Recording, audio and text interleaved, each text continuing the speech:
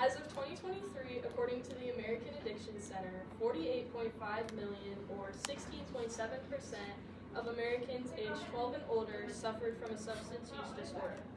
Today, I want to speak to you about addictions. Addictions can affect anyone, regardless of their background. They can affect you, your family, your friends, and even your entire community. Based on extensive research I have done, I want to talk about what an addiction is, how addictions affect the human brain and the human body, and what you can do to prevent an addiction or help someone who is already suffering from one. To start off, what exactly is an addiction?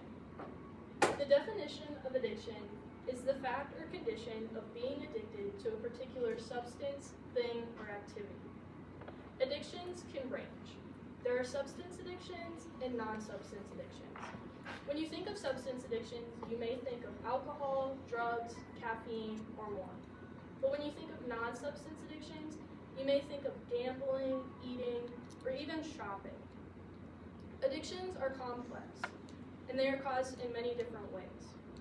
When large amounts of dopamine flood the brain, it causes an addiction to form, and it has damaging effects. From an article from the Cleveland Clinic, the author writes, "Over time, the substances or activities change your brain chemistry, and you become desensitized to their effects."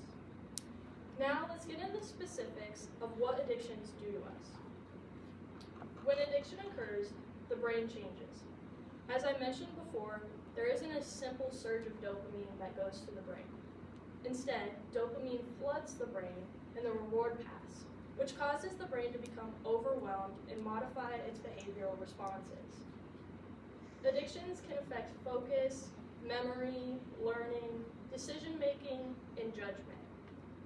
When it comes to the human body, anyone with an addiction can suffer from a variety of health problems, such as heart disease, lung disease, strokes, cancer, and more. So, how can you prevent an addiction or help someone already suffering from one? Unfortunately, entirely preventing an addiction is not an easy thing to do. But you can't influence someone to not use substances or develop an addiction in the first place.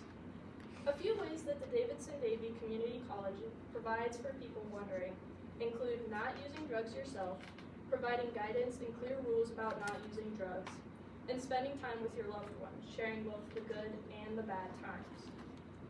Though you can also help someone already suffering from an addiction by offering your support, encouraging the person to get help or not use said substances, and being there for them in the recovery process by displaying your care, going to meetings or encouraging them to set up meetings, and much more.